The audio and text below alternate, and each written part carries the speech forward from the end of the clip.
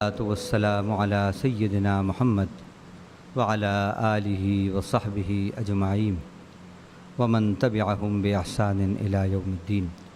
رب اشرح لي صدري ويسر لي أمري واحلل عقدة من لساني يفقهوا قولي. اللهم وفقنا لما تحب وترضى.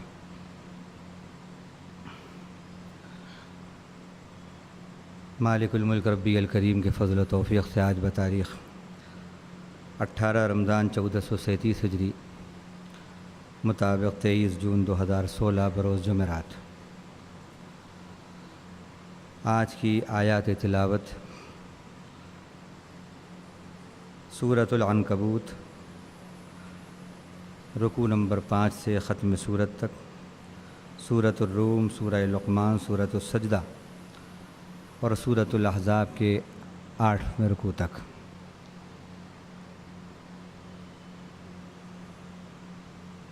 ان صورتوں میں جو اہم باتیں آئی ہیں ان میں سے کچھ آپ کے سامنے پیش ہیں.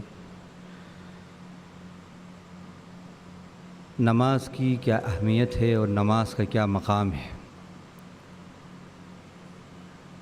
اور نماز کی خصوصیات کیا ہیں.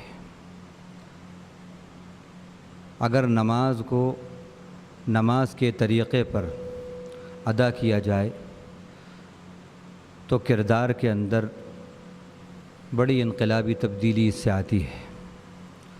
یعنی نماز جو ہے یہ ریڈیکل چینج کا ایک بہت ہی اہم ذریعہ ہے، بشرطے کہ اس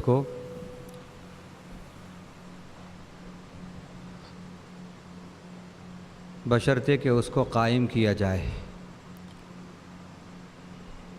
اور قائم کرنے کا مطلب وہی ہے جو کل بتایا تھا کہ پوری 5 نمازیں پڑھی جائیں، پوری سال پڑھی جائیں، پوری زندگی پڑھی جائیں، وقت پہ ادا کی جائیں، اور خود بھی پڑھیں اور گھر کے ماحول کو بھی نمازی ماحول بنائیں، اور خضوع اور خشوع کے ساتھ پڑھیں، یعنی پوری حضوری قلب کے ساتھ پڑھیں.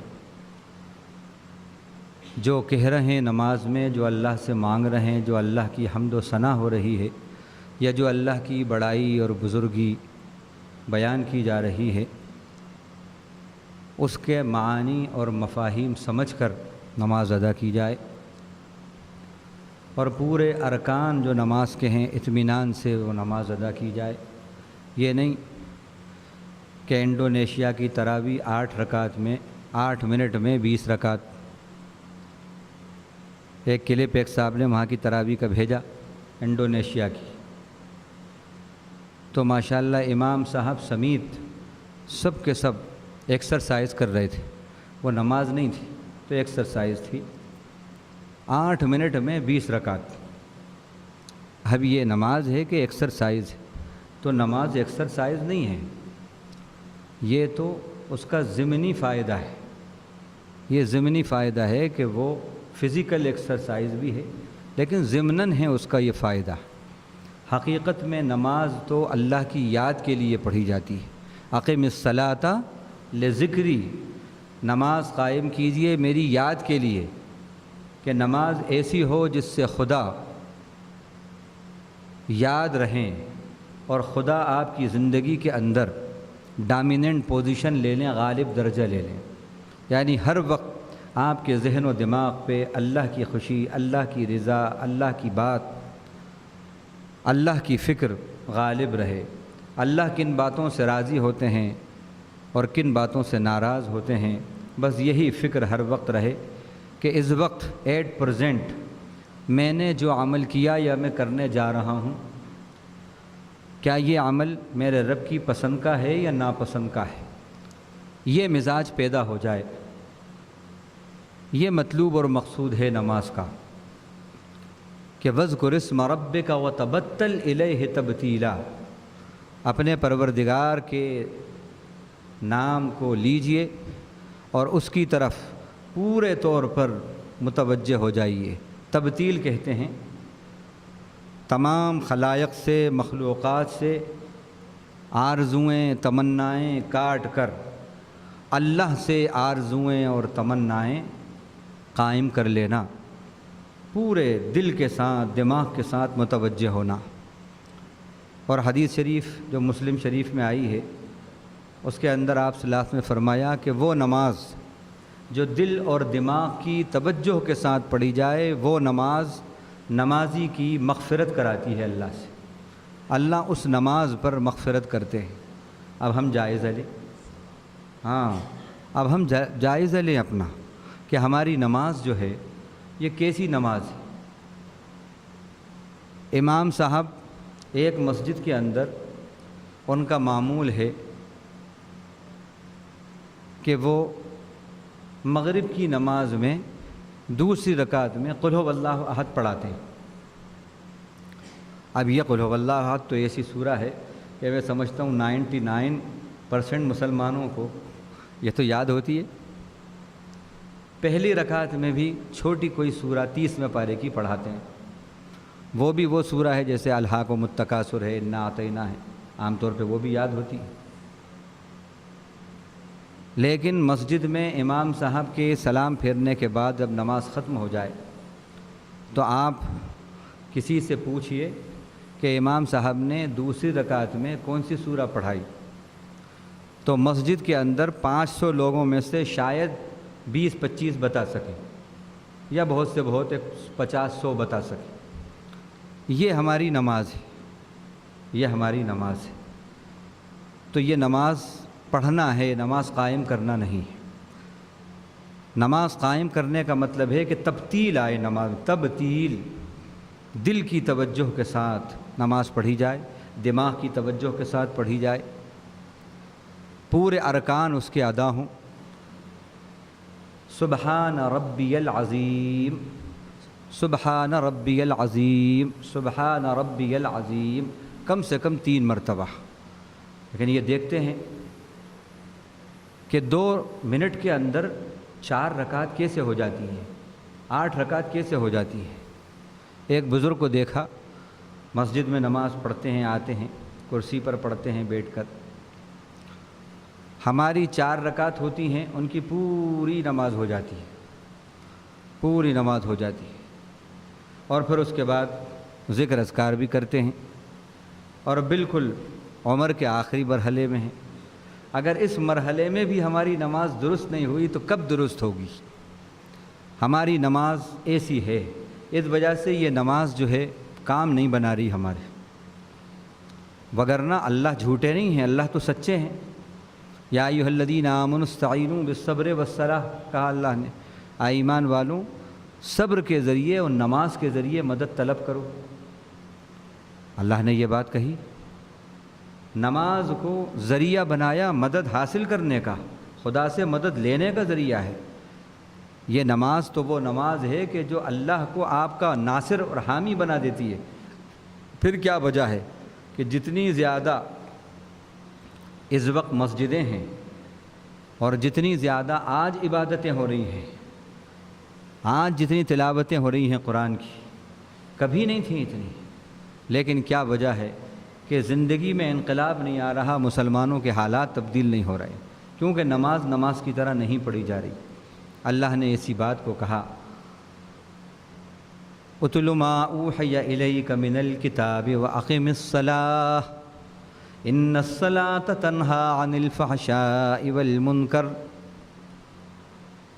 جو آپ کے رب کی طرف سے، جو آپ کی طرف کتاب کی وحی کی گئی ہے، اس کو آپ پڑھ کر سنائیے، پڑھ کر سنائیے۔ اب اس میں پڑھ کر سنائیے بھی آتا ہے، پڑھیے بھی آ جاتا ہے، تلاوت کیجیے، دونوں باتیں آ گئی۔ دوسری بات وَأَقِمِ الصَّلَاةَ، اور نماز قائم کیجیے۔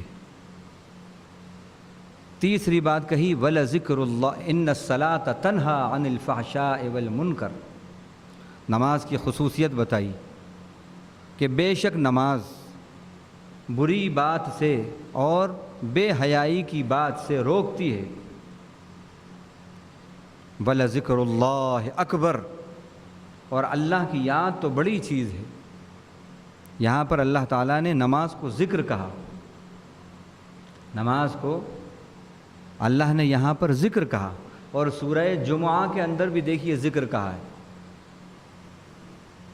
یا ایھا الذین آمنوا اذا نودی للصلاۃ من یوم الجمعہ فاسعوا الی ذکر اللہ وذروا البیع۔ اللہ کے ذکر کی طرف دوڑو، یہاں مراد جمعے کی نماز ہے، نماز الصلاۃ ہے۔ تو ذرا غور کریں کہ نماز کیا ہے۔ نماز کو الذکر کہا، اور الذکر کے معنی ہیں یاد دہانی کی چیز، الذکر کہا نماز کو۔ اور نماز کو ایک جگہ اللہ تعالیٰ نے ایمان کہا، دوسرے پارے میں پہلے رکوع میں ہم یہ بتا چکے ہیں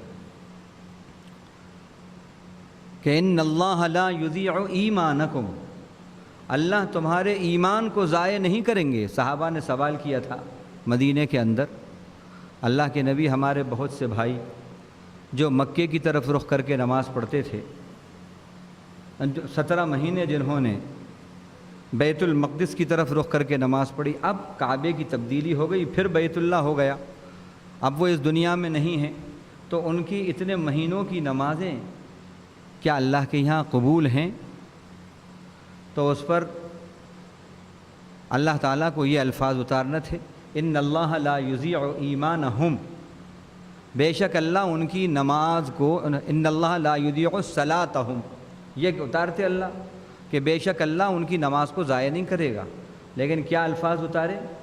ان اللہ لا یضیع ایمانکم، بے شک اللہ تمہارے ایمان کو ضائع نہیں کرتا۔ تو نماز ایمان ہے، نماز الذکر ہے، تو وَلَذِكْرُ اللَّهِ اکبر، اور یہ اللہ کا جو ذکر ہے، یہ جو نماز ہے، یہ بڑی چیز ہے، لیکن کن لوگوں کے لیے ہے بڑی؟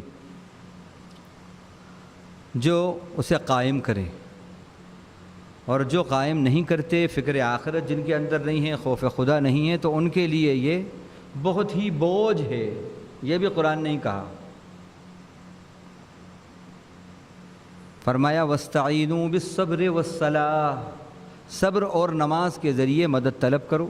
سورہ بقرہ رکوع نمبر 5، وَإِنَّهَا لَكَبِيرَةٌ إِلَّا عَلَى الْخَاشِعِينَ، بے شک نماز بڑی گراں ہے، بڑی دشوار ہے۔ یہاں کبیرہ کے ترجمے مفسرین نے، علماء نے یہی کرے، بڑی دشوار ہے، یہ بڑی گراں ہے، لیکن کن لوگوں کے لیے دشوار نہیں ہے؟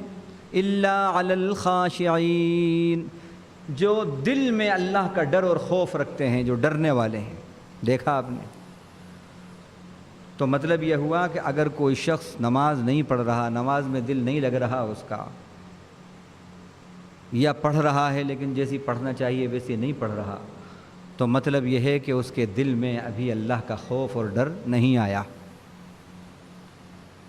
اگر نماز پڑھنا آپ کو آسان لگ رہا ہے اور دل لگ رہا ہے اس میں، اور اچھی طرح آپ پڑھ رہے ہیں، تو سمجھ لیجئے کہ آپ کو اللہ نے خشوع اور خضوع عطا کر دیا۔ خشوع اور خضوع کی علامت یہ ہے کہ آپ کے دل میں اللہ کا ڈر اور خوف آ جائے، اور جس کے دل میں اللہ کا ڈر ہو وہ نماز ضائع نہیں کرتا، نماز برباد نہیں کرتا، نماز چھوڑتا نہیں ہے۔ تو نماز ان لوگوں کے لیے بڑی آسان ہے جو اللہ سے ڈرنے والے ہیں، اور الذین یظنون انہم ملاقو ربہم وانہم الیہ راجعون، اور جو یہ گمان رکھتے ہیں کہ وہ تو اپنے رب سے ایک دن ملاقات کرنے والے ہیں اور اس کی طرف لوٹنے والے ہیں۔ رب کی ملاقات کی تمنا کرنے والے، اپنے دل میں اللہ کا ڈر اور خوف رکھنے والے، اور رب کے حضور ایک دن کھڑے ہونے کا یقین اور تیاری کرنے والے جو ہیں، ان کے لیے نماز بڑی آسان ہے، بڑی آسان ہے۔ اور یہی نماز وہ ہے کہ جو بے حیائیوں سے روکتی ہے، بری باتوں سے روکتی ہے۔ اور ہم نے یہ دیکھا کہ کسی شخص نے جب نماز شروع نہیں کی تھی تو اس کی نماز سے پہلے کی زندگی بہت ہی خراب، ناشائستہ، بد تہذیبی کی زندگی تھی، لیکن جب اس نے نماز کو نماز کی طرح شروع کیا ہے تو ہم ملے ہیں اس آدمی سے، وہ اللہ کا ولی بن گیا، انقلاب آ گیا اس کی زندگی کے اندر۔ تو اللہ ہمیں نماز کو پڑھنے والا نہیں بلکہ نماز کو قائم کرنے والا بنائے۔ تو یہ 3 پوائنٹ پروگرام دیا ہے اس کے اندر۔ ایک تو قرآن کی تلاوت ہو، خود بھی پڑھیں اور اس کے پیغام کو دوسروں تک پہنچائیں۔ دوسرا، نماز قائم کریں اور اس میں یہ سب چیزیں آتی ہیں۔ اور تیسرا، اللہ کی یاد بڑی چیز ہے، اس کو اہمیت دیں، اس کو امپورٹنس دیں۔ نماز کو صاحبزادہ اگر ایک دن فیکٹری نہیں گیا یا دکان نہیں گیا اور دکان کی روزانہ انکم بلا مبالغہ اگر 1 لاکھ ہے، 1 لاکھ ہے، اور ایک دن وہ نہیں گیا، دکان بند رہی، پھر دیکھیے ماں باپ، پورا گھر، بھائی بہن سب دن بھر اس کی جان کھا جائیں گے۔ کیا کیا؟ ابھی بہن کی شادی قریب ہے، ابھی گھر میں اتنے خرچے ہیں، کیا کیا تم نے؟ 1 لاکھ کا نقصان کر دیا۔ ہاں، اور وہی صاحبزادے مہینوں ہو گئے، سالیں ہو گئیں، نماز پڑھ ہی نہیں رہے۔ بیٹا نماز پڑھا کرو۔ اور یہ جملہ بھی کب کہہ رہے ہیں؟ جب یہ خود ریٹائرڈ لائف میں آ گئے، اب انہوں نے نماز شروع کی تو اب بیٹا سے کہہ رہے ہیں بیٹا ذرا نماز کی پابندی کرا کرو۔ تو وہ بھی کہہ رہا ہے کہ ابا جان آپ نے 60 میں شروع کی، 50 میں شروع کی، میں انشاءاللہ آپ سے 5 سال پہلے شروع کروں گا۔ ہاں، اثر کہاں سے ہوگا؟ تو نماز کا ماحول بنائیے اور نماز کو قائم کیجیے۔ نماز بڑی بڑی چیز ہے، اللہ کی یاد۔ ان الصلاۃ تنہا عن الفحشاء والمنکر، بے شک نماز بے حیائی کی باتوں سے روکتی ہے، ناشائستہ باتوں سے روکتی ہے۔ آج ہماری قوم کا جو نوجوان ہے، جو یوتھ ہے، سروے یہ بتا رہا ہے، سائبر جو کرائمز ہیں اس کا سروے یہ بتا رہا ہے کہ اس کا استعمال 80% کرنے والے ٹینیجرز ہیں، اور ان ٹینیجرز میں بھی جو ہیں 70% مسلمان ہیں، مسلمان نوجوان ہیں، اور ان میں بھی وہ نوجوان ہیں کہ جن کا تعلق اولڈ سٹی سے ہے۔ یہ سروے آیا ہے سامنے، یہ بات ہے۔ تو آج رونا روتے ہیں کہ صاحب بچہ بالکل ہاتھ سے نکل گیا، بڑا بیہودہ ہو گیا، بڑا بے حیا ہے، بد تہذیب ہے، فلاں ہیں۔ یہ تو آپ نے سب کیا ہے۔ حکم ہے کہ جب بچہ 7 سال کا ہو تو نماز کا حکم کرو، جب 10 سال کا ہو جائے تو اس کو ذرا سختی سے کہو۔ اذا عرف الغلام یمینہ عن شمالہ مروہ بالصلاۃ، جب بچہ دائیں اور بائیں ہاتھ میں تمیز کرنے لگے کہ اس سے پوچھے بیٹا رائٹ ہینڈ کون سا ہے، فوراً اٹھا دے کہ صاحب یہ ہے۔ لیفٹ ہینڈ کون سا ہے، اٹھا دے۔ ہاں، تو اب بس اتنی سمجھ آ جائے، بس اب نماز کا اس کو حکم کرو۔ اب بتائیے یہ سمجھ کب آ جاتی ہے؟ میں سمجھتا ہوں 4 سال کے اندر، 4-5 سال کے اندر یہ سمجھ آ جاتی ہے۔ 4 سال رائٹ اور لیفٹ سمجھنے لگتا ہے، وہ سمجھنے لگتا ہے۔ اب جب اس کو اس عمر سے آپ ذکر اکبر کی تعلیم دیں گے، ذکر اکبر کی اور ایمان کی تعلیم جو نماز میں ہے یہ دیں گے، اور وہ ننھا منا سبحان ربی الاعلیٰ، سبحان ربی العظیم کہے گا، پاک ہے میرا پالنہار جو بڑی بلندیوں والا ہے، جو بڑی عظمتوں والا ہے، نبی پہ درود بھیجے گا، اللہ کی حمد و ثنا کرے گا، اور ایاک نعبد و ایاک نستعین کہے گا، اور اہدنا الصراط المستقیم مانگے، تو اپنی ہدایت کا تو خود انتظام ابھی سے کر رہا ہے، وہ ابھی سے کر رہا ہے۔ تو نماز کیا بہترین ٹریننگ ہے۔ تو نماز کو اہمیت ہمیں دینا چاہیے، اور اسی کے اندر اللہ تعالیٰ نے تمام ناشائستہ باتیں، بے حیائی سے روک کا فیکٹر اس کے اندر رکھا ہے۔ اللہ تعالیٰ نے ڈیٹرنٹ فیکٹر جسے کہتے ہیں وہ اللہ تعالیٰ نے اس میں رکھا ہے۔ تو نماز قائم کیجئے، نماز کا ماحول بنائیے۔ کافر کی پہچان جھوٹ پر ایمان رکھتا ہے، یہ قرآن کے الفاظ ہیں۔ کافر کی پہچان جھوٹ پر ایمان رکھتا ہے اور اللہ کا انکار کرتا ہے۔ فرمایا والذین آمنوا بالباطل وکفروا باللہ اولئک هم الخاسرون۔ کافروں کی یہ صفت بتائی کہ یہ وہ ہیں کہ جو جھوٹ بات پر دل سے یقین کرتے ہیں، جھوٹ پر ان کی زندگی ہے، جھوٹ پر ایمان ہے ان کا، اور اللہ کا انکار ہے۔ اولئک هم الخاسرون، ایسے لوگ جو جھوٹ پر تو یقین رکھیں اور اللہ کا انکار کریں، حقیقت میں یہی لوگ نقصان اٹھانے والے اور نامراد اور ناکام ہیں۔ یہ کافر کی صفت اللہ نے بتائی ہے۔ ذرا ہم بھی اپنا جائزہ لیں کہ اللہ پر کتنا یقین ہے اور ہم خدا کے کتنے فرما بردار ہیں، اور جھوٹ پر، مکر و فریب پر، باطل پر ہماری زندگی کتنی گزر رہی ہے اور اس پر ہمارا یقین کتنا ہے، اللہ کے وعدوں پر، وعیدوں پر کتنا یقین ہے، اور اللہ کی نافرمانی کے کام کتنے ہماری زندگی کے اندر ہیں، اور اس کے اندر ہم اپنی دنیا کی ترقیاں دیکھ رہے ہیں۔ اللہ کی رضا کے کاموں میں ہمیں دنیا کی ترقیاں نہیں نظر آتی، تنزل نظر آتا ہے، اور شیطان کی پسند کے کاموں میں ہمیں دنیا میں ترقیاں نظر آتی ہیں۔ تو یہ سمٹمز تو ہمارے اندر بھی ہیں خسارے والوں کے۔ اللہ ہمیں دنیا اور آخرت کے خسارے سے محفوظ رکھے۔ تو یہ کافر کی ایک پہچان بتائی۔ وما هذه الحیاۃ الدنیا الا لہو ولعب وان الدار الآخرۃ لہی الحیوان لو کانوا یعلمون۔ یہ دنیاوی زندگانی بس ایک کھیل تماشا ہے، اور باقی رہنے والا جو گھر ہے، باقی رہنے والا زندگی والا گھر جو ہمیشہ باقی رہے گا، وہ ہے آخرت کا گھر۔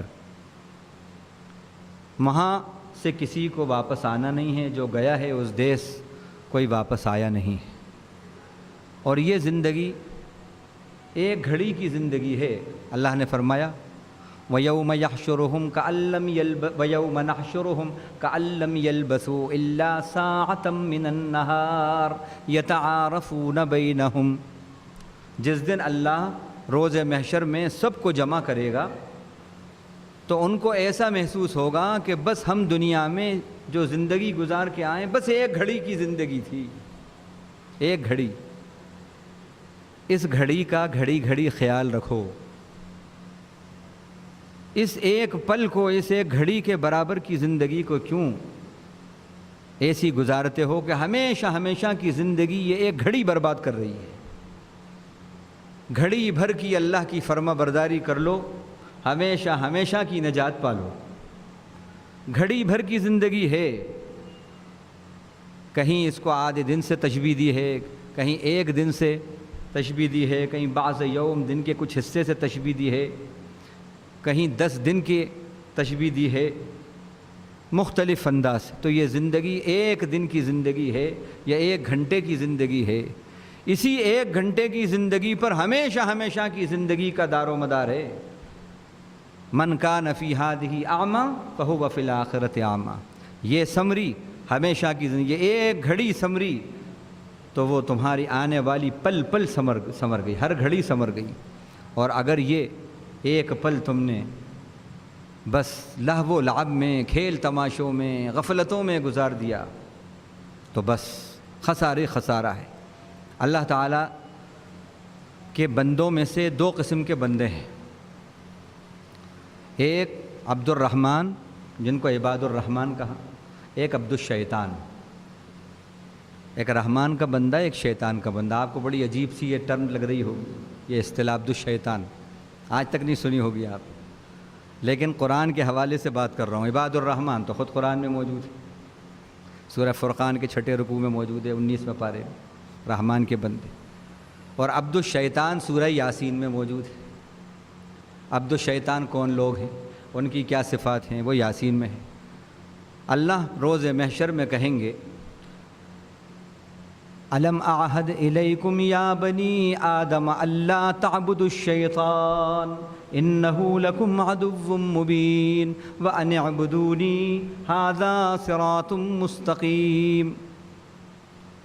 او آدم کی اولاد، کیا میں نے تم سے عہد نہیں لیا تھا کہ دیکھو شیطان کی عبادت نہیں کرنا، شیطان کی بندگی نہیں کرنا، شیطان کی غلامی نہیں کرنا، میری ہی عبادت کرنا، میری ہی بندگی کرنا، میری ہی غلامی کرنا۔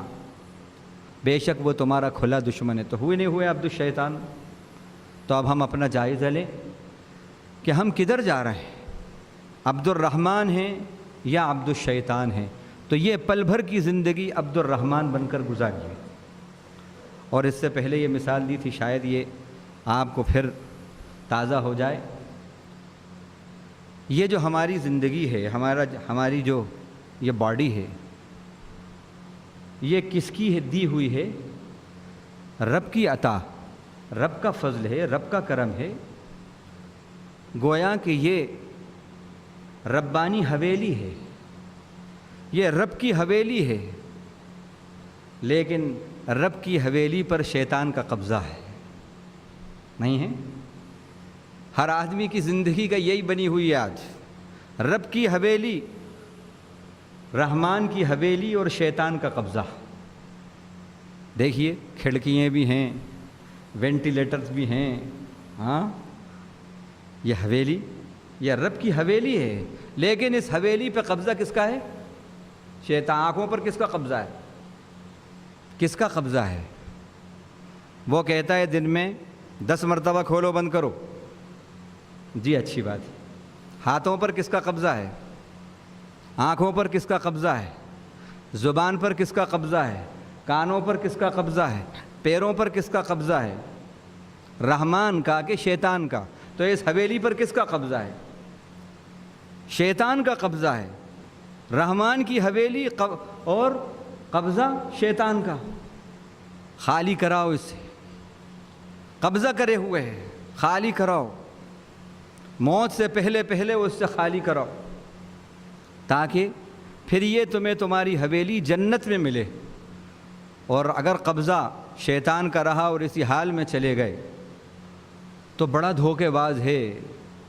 وہاں پر کہہ دے گا وقال الشیطان لما قضی الامر ان اللہ وعدکم وعد الحق ووعدتکم فاخلفتکم۔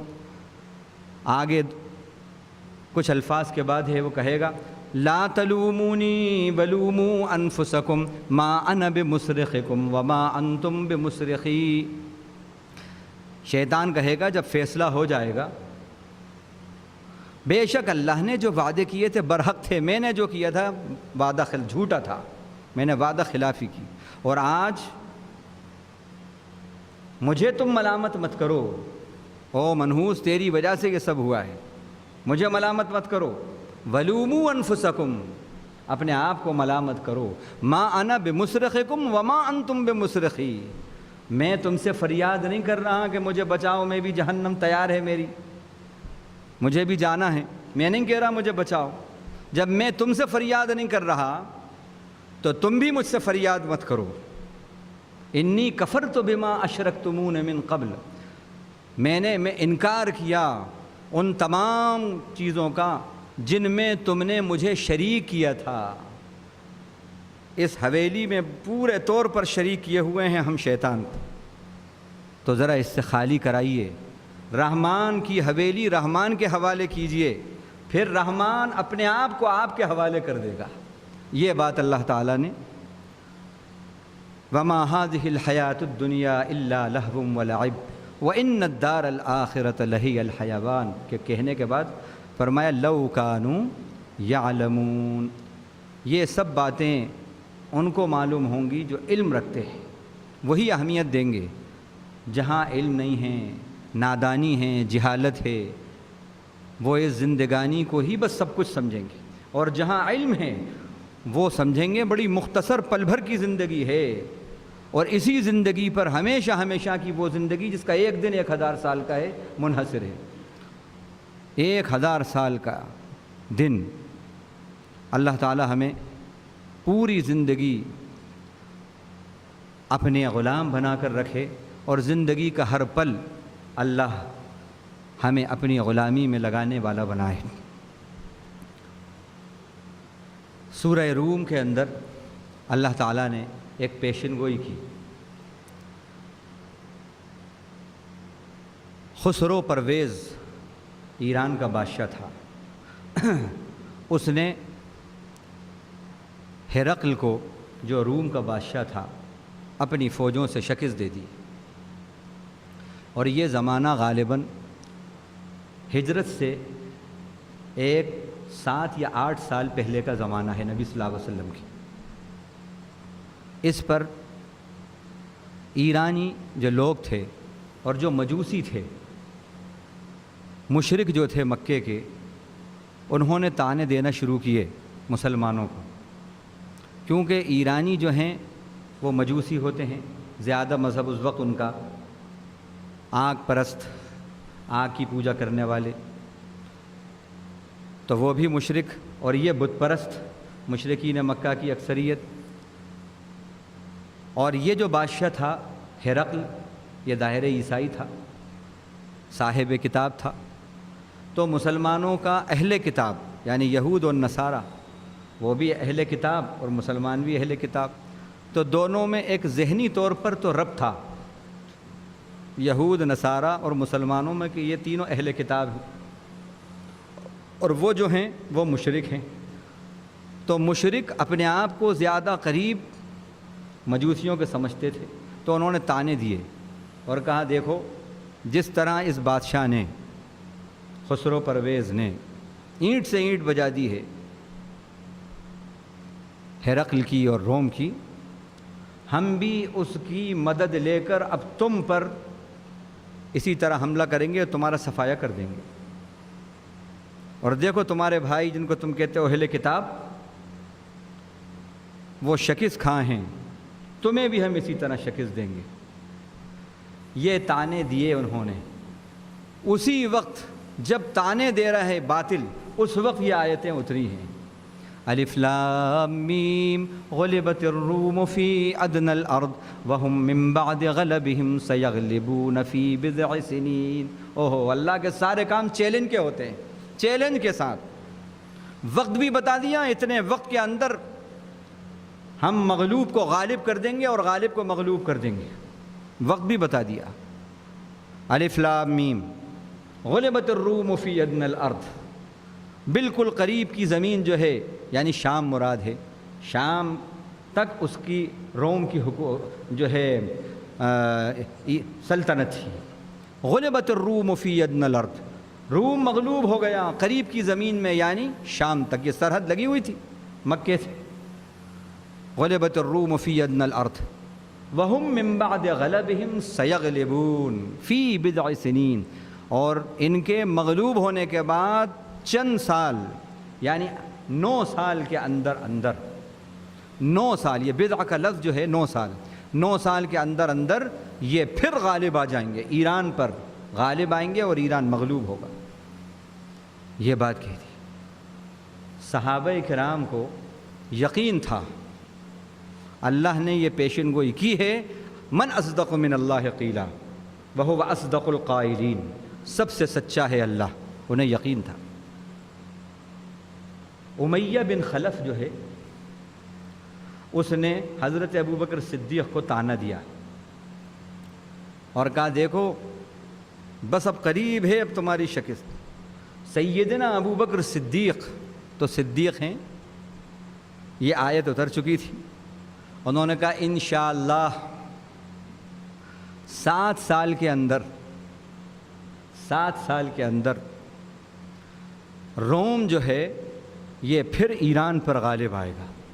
وہ ہنسنے لگا، ان کا شرط، انہوں نے شرط باندھ لی، اس وقت تک شرط باندھنا حرام نہیں تھا، انہوں نے شرط باندھ لی، غالباً 100 یا 200 اونٹ، ہے نا، میاتین 200 اونٹ کی شرط باندھ لی۔ یقین تھا صدیق کو کہ ہوگا، لیکن کمال یہ نہیں ہے کہ صرف شرط باندھ لی، کمال یہ ہے کہ اس وقت جو شکست ہوئی تھی ہرقل کو، ایسی خطرناک شکست تھی کہ پوری دنیا تصور ہی نہیں کر سکتی تھی کہ یہ پھر سنبھلے گا، ایسی شکست دی تھی۔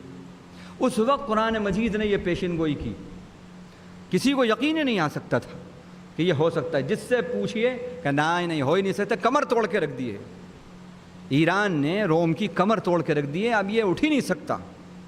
یہ بات زمانہ چاہیے، سب یہی کہہ رہے تھے۔ اس وقت قرآن مجید نے یہ پیشن گوئی کی اور وقت بھی بتایا، تو انہوں نے 7 سال جو ہے وہ شرط میں رکھ دیے۔ اللہ کے نبی صلی اللہ علیہ وسلم سے آ کر ذکر کیا، آپ نے فرمایا نہیں جا کے 9 بولو، 9، کیونکہ لفظ بضع جو ہے یہ 3 سے لے کے 9 تک بولا جاتا ہے، 9 سال بول کے آؤ۔ وہ پھر آئے، پھر 9 سال کا کہا، 9 سال۔ اللہ کا کرنا یہ ہوا کہ ادھر مسلمانوں کو اللہ تعالیٰ نے باطل پر، مشرکین مکہ پر بدر میں فتح عطا کی۔ خوش ہو رہے تھے وہ کہ بے سر و سامانی کے حال میں تھے اور باطل کے اوپر فتح دی، بڑی لاہ و لشکر والے، ان پر فتح دی، اور ادھر یہ فتح کی خوشی۔ اور اسی وقت خبر ملی ہے ان کو کہ ہرقل نے زبردست فوجیں جمع کی اس دوران، اور اس نے حملہ کیا اور ایران کی اینٹ سے اینٹ بجا دی۔ حیران ہو گئے۔ یہ اللہ تعالیٰ نے جو پیشن گوئی کی تھی اپنی کتاب میں، یہ لفظ بلفظ صحیح ہوئی۔ یہ تو ایک پیشن گوئی کی بات بتائی میں نے۔ اگر اس طرح قرآن مجید کا ایک موضوع، ایک مطالعہ رکھیں، قرآن کی پیشن گوئیاں، یہی اگر موضوع ہو قرآن کا، تو ایمان لانے کے لیے پوری دنیا کے کافی ہے۔ یہ پوری دنیا کے لیے جو کہا کہ ہم ان قریب اس کو فتح دیں گے، یہ مغلوب غالب ہوگا، تو اللہ ہمیں بھی قرآن پر یقین کرنے والا بنائے، اور قرآن کے ایک ایک حکم پر ہمیں اللہ عمل کرنے والا بنائے۔ کافروں کی ایک پہچان اللہ تعالیٰ نے اور بتائی ہے۔ اب یہ پہچان سنیں اور اپنا بھی ذرا اوور ہالنگ کرتے رہیں، اپنی ریکنڈیشننگ کرتے رہیں، اپنے دماغ کی پیوریفیکیشن کرتے رہیں اپنا۔ کیا ہے کافروں کی صفت؟ یعلمون ظاہرا من الحیات الدنیا وہم عن الآخرۃ ہم غافلون۔ یہ قرآن کے الفاظ بول رہا ہوں۔ کافروں کی یہ پہچان ہے کہ بس وہ دنیا کے جو ظاہر ہیں، بس دنیا کے ظاہر کو ہی یہ جانتے ہیں، آخرت سے غافل ہیں، یہ دنیا ہی میں اٹکے ہوئے ہیں۔ صبح دنیا کے لیے ریزرو، شام دنیا کے لیے، دوپہر دنیا کے لیے، گھر دنیا کے لیے، وطن دنیا کے لیے، باہر کی زندگی دنیا کے لیے، ہاں اپنی خوشیاں دنیا کے لیے، اپنے غم دنیا کے لیے، اپنا غصہ دنیا کے لیے، اپنی محبتیں دنیا کے لیے، دنیا ہی دنیا۔ بس جو ظاہری زندگی ہے دنیا کی، بس اسی کا خوب علم ہے، خوب علم ہے، اور آخرت سے بالکل غافل ہیں۔ کیوں صاحب؟ یہ سمٹمز کتنے پائے جاتے ہیں ہم میں؟ نہیں ہے شاید۔ ہاں اگر کوئی نہیں کہے گا تو میں پوری اس کی ہسٹری بتاتا ہوں، مثال کے ساتھ پیش کروں گا۔ ہمارے اندر یہ سمٹمز ہیں، جب تک کفر کے سمٹمز رہیں گے خدا کی نصرتیں کیسے آئیں گی؟ یہ سمٹمز ختم کیجیے، پیوریفائی کیجیے اپنے قلب کو، اپنے ایمان کو خالص بنائیے۔ ایک اور اللہ تعالیٰ نے اسی سے متعلق بات کہی 21ویں پارے کے پہلے رکوع کے اندر، سورہ عنکبوت کے 5ویں رکوع میں، بل ادارک علمہم فی الآخرہ، بل ادارک علمہم فی الآخرہ بل ہم فی شک منہا بل ہم منہا عمون۔ ان کا علم سارا کا سارا بس مختص ہو گیا، ریزرو ہو گیا آخرت کے بارے میں، یعنی آخرت کے بارے میں اندھا ہو گیا۔ یہ مطلب ہے ادارہ کا، آخرت کے بارے میں اندھا ہو گیا ان کا علم، آخرت کا کچھ علم نہیں ہے، کچھ نہیں جانتے۔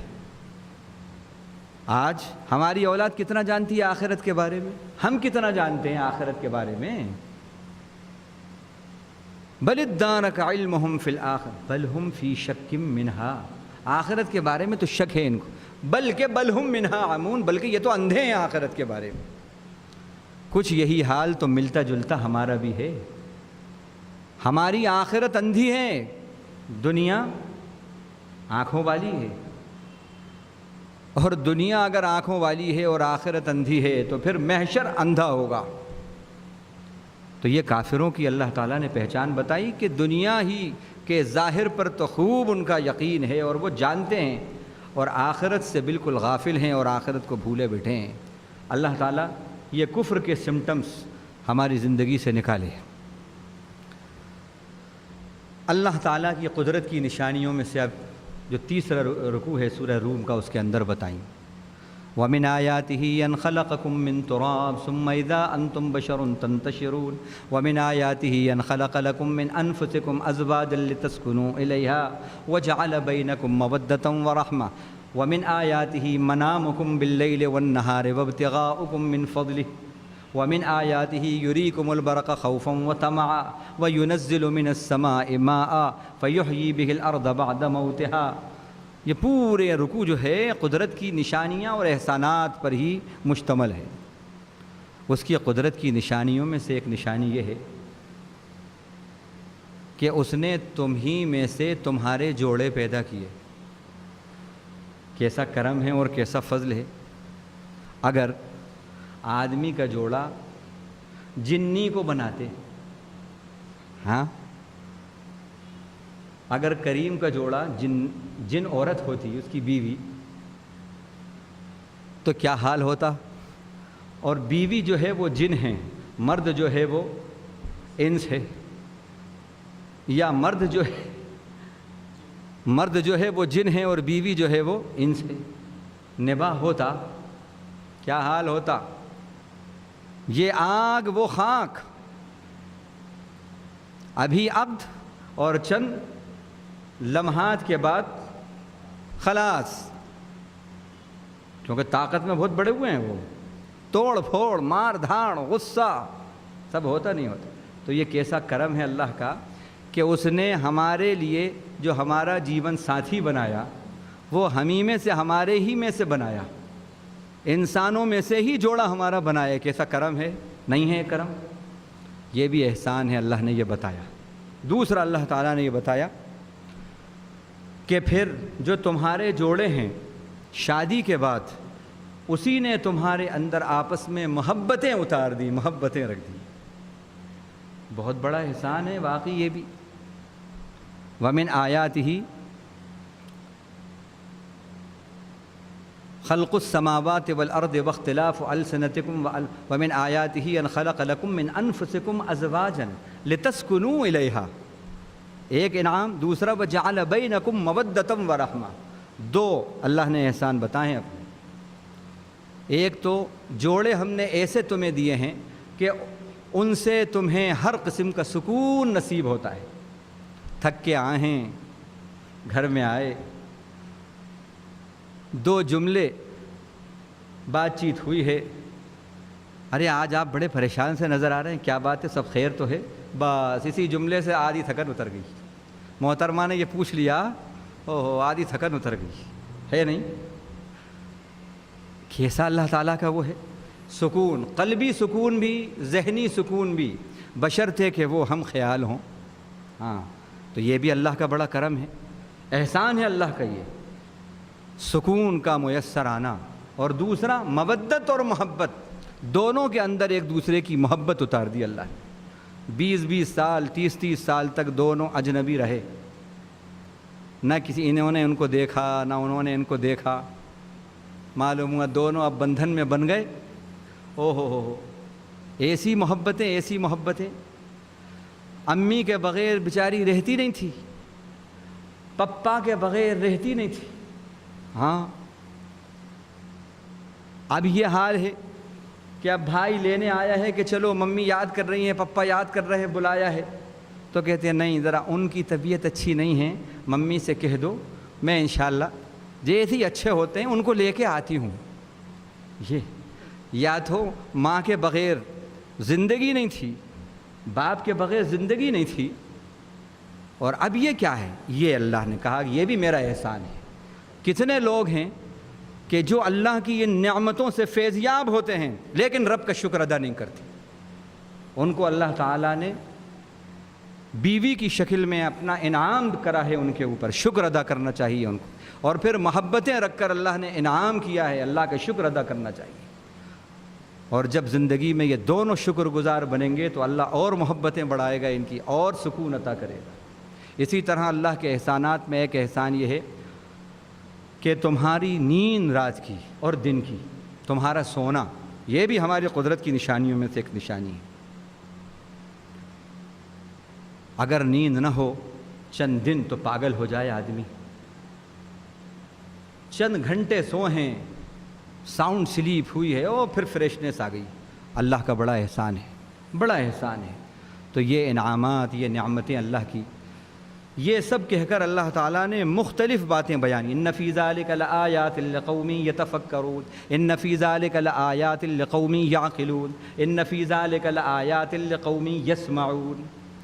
بے شک ان کے اندر نشانیاں ہیں ان لوگوں کے جو غور و فکر کریں، نشانیاں ہیں جو سنیں ہماری بات کو، نشانیاں ہیں جو عقل سے کام لیں۔ تو اللہ یہ چاہتے ہیں کہ ان نعمتوں کو شعور کے ساتھ استعمال کرو، اللہ کی نعمتوں میں غور و فکر کرو، اور اللہ کی باتوں کو سنو اور ان پر عمل کرو۔ یہ اللہ نے اس کے اندر بات بتائی۔ اللہ الذی خلقکم ثم رزقکم ثم یمیتکم ثم یحییکم هل من شرکائکم من یفعل من ذلکم من شیء سبحانہ وتعالی عما یشرکون۔ اللہ ہی ہے وہ جس نے تم کو پیدا کیا، پھر اسی نے تم کو رزق دیا، پھر وہی تم کو موت دے گا، پھر وہی زندگی دے گا۔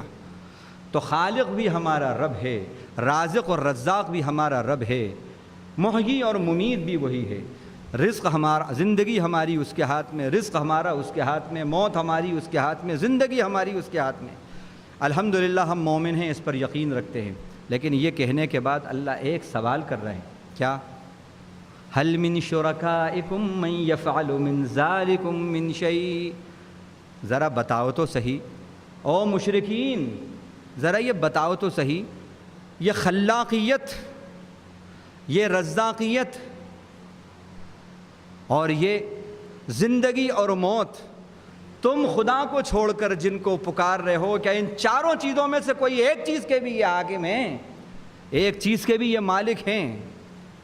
پھر جب ان کے ہاتھ میں موت نہیں، ان کے ہاتھ میں زندگی نہیں، جن کو خدا کو چھوڑ کر تم اپنی آرزوؤں کا مرکز بنائے ہوئے ہو، زندگی ان کے ہاتھ میں نہیں، موت ان کے ہاتھ میں نہیں، رزق ان کے ہاتھ میں نہیں، اور یہ تمہارے خالق نہیں، تو پھر کیوں آخر ان کے آگے سجدے کر رہے ہو اور ان کو اپنا قاضی الحاجات اور حاجت روا سمجھ رہے ہو؟ جھنجھوڑا ہے اللہ تعالیٰ نے یہ کہہ کر، کیسے بے وفا ہو تم۔ خالق کوئی ہے، جھک کہیں اور رہو، رازق کوئی ہے، مسجود کسی اور کو بنائے ہوئے ہو، محیی کوئی اور ہے زندگی دینے والا، مسجود کسی اور کو بنائے ہوئے ہو، ممیت کوئی اور ہے، موت کسی اور کے ہاتھ میں ہے، اور تم کہیں اور مسجود کسی اور کو بنائے ہوئے ہو۔ نہیں، جو خالق ہے وہی معبود اور مسجود ہو سکتا ہے، جو رزاق ہے وہی معبود اور مسجود ہوگا، جو محیی اور ممیت ہے وہی معبود اور مسجود ہوگا۔ تو یہ آیت نے ہم کو جو ہماری تمنائیں، آرزوئیں ادھر ادھر جو وابستہ ہوتی ہیں، ان سب پہ تیشہ چلا دیا۔ جب خالق وہ ہے تو مسجود بھی ہماری زندگی کو وہی ہونا چاہیے، معبود بھی وہی ہونا چاہیے، اور پھر آرزوئیں بھی سب کی سب وابستہ اسی سے ہونا چاہیے۔ هو الاول والآخر والظاہر والباطن، اول بھی سہارا وہی، آخر بھی وہی، ظاہر بھی وہی، باطن بھی وہی۔ اب اس وقت کے جو حالات ہیں، قرآن مجید نے سینکڑوں سال پہلے وہ منظر کشی کر دی اور پیشن گوئی کر دی۔ پھر قرآن کی پیشن گوئی، ظہر الفساد فی البر والبحر بما کسبت ایدی الناس، خشکی اور تری میں فساد برپا ہو گیا۔ یہ آیت خود یہ بتا رہی ہے کہ یہ کلام اللہ کا کلام ہے، خالق کائنات کا کلام ہے، کیونکہ جو جنگیں ہوا کرتی تھیں کہاں ہوتی تھیں؟ خشکی پر ہوتی تھی، زمین پر ہوتی تھی۔ کوئی ایک بھی اللہ کے نبی صلی اللہ علیہ وسلم کی جنگ، جو مسلمانوں کی کافروں سے جنگیں ہوئی ہیں، کوئی ایک بھی پانی پر جنگ ہو تو بتاؤ، وہ تو بتاؤ۔ لیکن کیا کہا قرآن مجید نے؟ خشکی اور تری میں، ہاں خشکی اور تری میں فساد برپا ہو گیا، فساد برپا ہو گیا۔ اب آج دیکھیں آپ کہ جب پہلا حملہ امریکہ عراق پر کرتا ہے، عین رمضان کے موسم میں، پہلے رمضان کو ایئر بیسز کہاں بناتا ہے؟ خدا داد سلطنت میں کہ پانی میں، پاکستان پانی کے اوپر اس کے ایئر بیس ہوتے ہیں۔ کیا کہا قرآن نے؟ خشکی میں بھی فساد برپا ہو گیا اور تری میں بھی فساد برپا ہو گیا۔ یہ اللہ کے کلام کی آفاقیت ہے، یہ علامت ہے اس بات کی کہ یعلم ما بین ایدیہم وما خلفہم، حاضر اور غائب کا وہ جاننے والا ہے، عالم الغیب والشہادہ ہے۔ تو یہاں پر جو اللہ تعالیٰ نے یہ بات کہی بالکل درست ہے، اور آج تو اب یہ بات آ رہی ہے کہ پانی کے اوپر جنگیں ہو رہی ہیں، اور ہو سکتا ہے کہ لوگ یہ کہہ رہے ہیں کہ جو تھرڈ ورلڈ وار ہو سکتا ہے کہ وہ پانی کے اوپر ہو، پانی کے اوپر ہو۔ ظہر الفساد فی البر والبحر بما کسبت ایدی الناس، یہ اللہ تعالیٰ نے بات کہی، لیذیقہم بعد الذی عملوا لعلہم یرجعون۔ دوسری بات اس کے اندر یہ بتائی، لوگوں کی بداعمالیوں کے سبب یہ شر اور فساد برپا ہے پوری دنیا کے اندر۔ خشکی اور تری میں یہ جو بگاڑ اور فساد ہے یہ بداعمالیوں کا نتیجہ ہے، قرآن یہ کہتا ہے۔ آپ اب زمانہ کوئی کچھ بھی سمجھے کہ صاحب ذرا یہ اقتصادی اکنامک پوائنٹ آف ویو ہے، تو یہ جغرافی ہے، تو یہ فلاں ہیں، تو فلاں ہیں، وہ کوئی کچھ بھی لیتا رہے، کچھ نہیں۔ قرآن یہ کہہ رہا ہے بداعمالیوں کا نتیجہ ہے۔ جہاں بداعمالیاں ہوتی ہیں وہاں فساد، مصیبتیں، جھگڑے برپا ہوتے ہیں، لڑائیاں ہوتی ہیں، اور جہاں پر اعمال درست ہوتے ہیں وہاں کی سے فساد کا ازالہ ہو جاتا ہے، فساد کا خاتمہ ہو جاتا ہے۔ تو یہ قرآن کی پیشن گوئی بھی ہے، اور اس کے اندر اعمال کے درست کرنے کی بات بھی ہے کہ اعمال کی درستی سے فساد ختم ہوں گے اور اعمال کی خرابی سے فسادوں میں اضافہ ہوگا۔ یہ قرآن کی پیشن گوئی جو لفظ بلفظ صحیح ہے۔ اسی پیشن گوئی پہ ایک بات اور مجھے وہ آ رہی ہے کہ تاکہ آپ کے ایمان میں اور اضافہ ہو، اور بس 3-4 منٹ میں بات ختم۔ سورہ نوح کی کل ایک آیت آئی تھی سورہ عنکبوت میں کہ دوسرے رکوع میں کشتی نوح سے متعلق، چونکہ پیشن گوئی کا ذکر چل رہا ہے تو میں بہتر سمجھتا ہوں کہ اس کو اسی کے ساتھ ایڈ کر دوں تاکہ آپ کے ایمان میں اور اضافہ ہو۔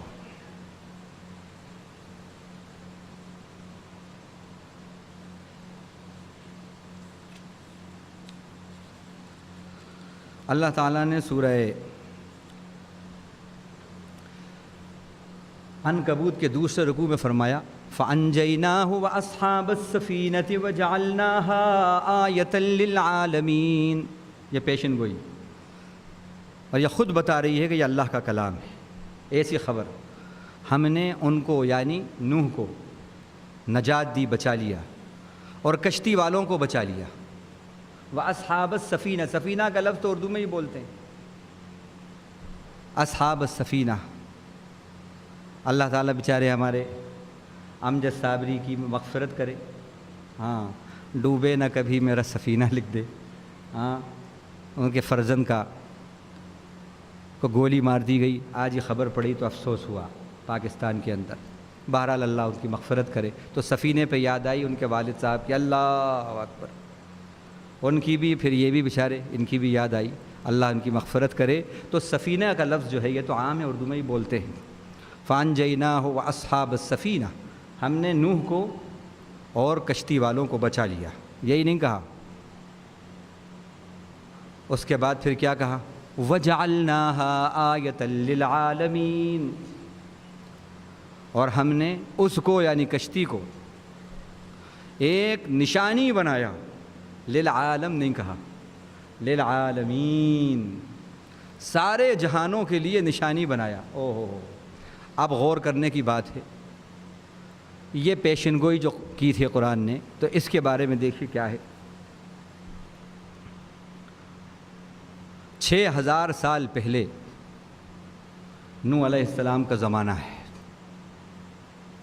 6000 سال پہلے، اور اس کشتی کے بارے میں قرآن مجید نے کہا تھا کہ یہ کشتی جو ہے ابھی جو دریافت ہوئی ہے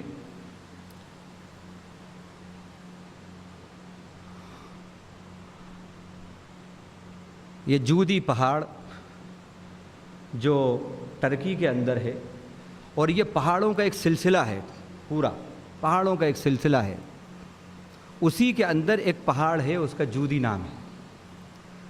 اس پورے پہاڑی سلسلے کے اوپر کہیں بھی برف نہیں ہے، صرف اسی جگہ پر برف ہے۔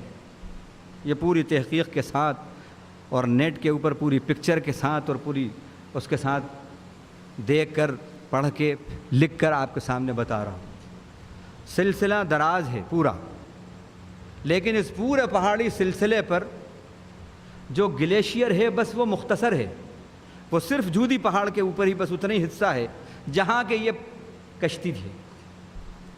اللہ نے کیا کیا، کشتی وہاں پر اس کو بچانا تھا اور عالم کے لیے پورے جہانوں کی نشانی بنانا تھا، تو اب حفاظت ضروری تھی۔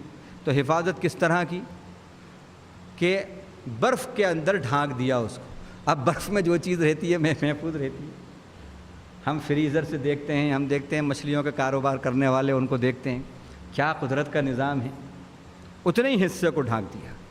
اب یہ گلیشیئرز پگھلے اس وقت گلوبل وارمنگ سے، جو گلیشیئر پگھلے تو اسی کے اندر یہ بھی پگھلا، اس کی بھی برف پگھلی۔ جو برف پگھلی تو یار سروے کے اندر، ایریل سروے میں یہ بات سامنے آئی، کیا ہے یہ جو تحقیق کری تو معلوم ہوا کہ یہ کشتی ہے، وہی جو نوح علیہ السلام کی کشتی تھی، جو نوح علیہ السلام کی کشتی ہے۔ اور جب اس کے اوپر پوری ریڈیو کاربن ڈیٹنگ پروسیس کا جب عمل ہوا تو 6000 سال قبل کا زمانہ ہے اس کا، یہ بتاتی ہے۔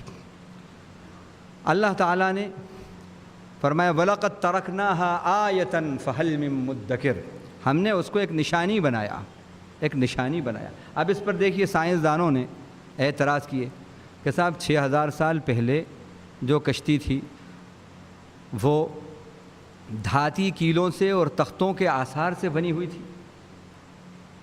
اتنی بڑی کشتی یہ کیسے ہو سکتی ہے جو اس زمانے کے اندر ہو؟ تو اللہ تعالیٰ نے اس کا جواب یہاں پر دیا، وَحَمَلْنَاهُ عَلَى ذَاتِ أَلْوَاحٍ وَدُسُرٍ، ہم نے نوح کو تختوں والی کشتی پر اور بڑی بڑی میخوں کے کشتی پر سوار کیا تھا۔ یہ بات آئی سامنے، تو جو انہوں نے دیکھا ہے تو اس کی ایک ایک میخ بہت بڑی بڑی ہے، یہ بات سامنے آئی۔ اسی طرح پھر یہ آئی بات کہ اللہ تعالیٰ نے کہا کہ جب یہ چلی ہے تو ایسا معلوم ہوتا ہے کہ کل جبال، جیسے کہ پہاڑ کا چل رہا ہے، اتنی عظیم کشتی، جیسے ایک پہاڑ کی موج ہے، ایک موج ہے جو پہاڑ کے برابر ہے چل رہی ہے، اس کا جسامت بتائی۔ جسامت کے اوپر تحقیق میں جو بات سامنے آئی وہ یہ 3 منزلہ کشتی ہے، یہ 3 منزلہ کشتی ہے، 522 ریل کے ڈبے اس کے اندر آ سکتے ہیں، 522 ریل کے ڈبے اس کے اندر آ سکتے ہیں، اتنی اس کی ضخامت ہے، وہ اتنے ڈبے سوار کیے جا سکتے ہیں، اور 25,000 جانوروں کی جگہ اس کے اندر ہے۔ اب آپ غور کریں، یہ باتیں قرآن مجید میں سورہ ہود کے اندر اللہ تعالیٰ نے بتائیں، قُلْ نَحْمِلْ فِيهَا مِنْ كُلٍّ زَوْجَيْنِ اثْنَيْنِ وَأَهْلَكَ إِلَّا مَنْ سَبَقَ عَلَيْهِ الْقَوْلُ مِنْهُمْ وَلَا تُخَاطِبْنِي فِي الَّذِينَ ظَلَمُوا إِنَّهُمْ مُغْرَقُونَ، ہم نے کہا جو ایمان لائے ہیں ان کو لے لو، اور جتنے قسم کے جوڑے ہیں سب سے 2 جوڑے اپنے ساتھ سوار کر لو۔ اب ظاہر ہے اس وقت جتنے بھی انسان ہوں، جو جانور ہوں کہ وہ ہوں گے تو اسی حساب سے ضخامت ہوگی۔ تو یہ آج سائنس یہ کہہ رہی ہے، قرآن مجید نے سینکڑوں سال پہلے یہ بات کہی۔ اسی طرح اب یہ بات آئی کہ صاحب یہ اتنی عظیم کشتی بغیر لنگروں کے رہ ہی نہیں سکتی تھی، رہ ہی نہیں سکتی تھی، یہ بات سامنے آئی، یہ کیسے ہو سکتا ہے؟ تو اللہ تعالیٰ نے اس کا جواب بھی، جب تحقیق ہوئی تو معلوم ہوا اس کشتی کے اندر جو لنگر ہیں وہ اتنے بڑے بڑے ہیں کہ جو چٹانیں ہیں وہ جو لنگر ہیں اس کے اندر وہ چٹانیں ہیں جو لنگروں کا کام دے رہے ہیں اور اس کی وجہ سے وہ لنگر انداز ہوئی ہے۔ تحقیق میں یہ بات سامنے آئی اور پورا اس کا فوٹو آیا۔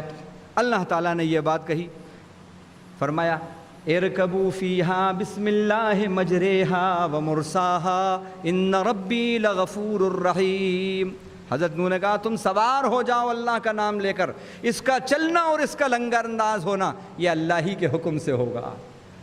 لنگر بتائے، قرآن نے ضخامت بتائی، اور پھر قرآن نے یہ کہا کہ یہ اتنی قدیم ایک نشانی ہے سارے جہانوں کے لیے۔ یہ سب باتیں سینکڑوں نہیں بلکہ 6000 سال پرانی قرآن نے بتائیں۔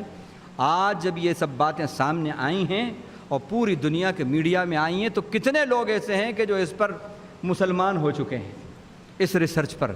تو یہ بتا رہا تھا کہ یہ ہے اللہ کا کلام کہ آیۃ للعالمین کہا، سارے جہانوں کے لیے ایک نشانی بنایا۔ اس وقت تو عالم کے لیے بھی نشانی نہیں تھی، چہ جائے کہ سارے جہانوں کے لیے۔ اسی دور کے اندر اس کو ڈسکور کرنا تھا، اسی دور میں ہو سکتی تھی پوری دنیا کے لیے نشانی، کیونکہ پوری دنیا اس وقت گلوبل ولیج بن چکی ہے۔ پوری دنیا الیکٹرانک اور پرنٹ میڈیا سیکنڈوں کے اندر مشرق سے مغرب، شمال سے جنوب خبریں پہنچا دیتا ہے۔ اس دور میں اس کو ڈسکور ہوئی ہے وہ۔ یہ اللہ کے کلام کی حقانیت ہے۔ تو ایسا کلام آپ کو ملا ہوا ہے، ایسا سچے رب کا سچا کلام ہے اور ایسا نبی آپ کو ملا ہے۔ اللہ ہمیں ایسے کلام سے وابستگی عطا فرمائے اور اس کا ہمیں قاری قرآن سے بڑھ کر حامل قرآن اور عامل قرآن بنائے۔ وآخر دعوانا الحمدللہ۔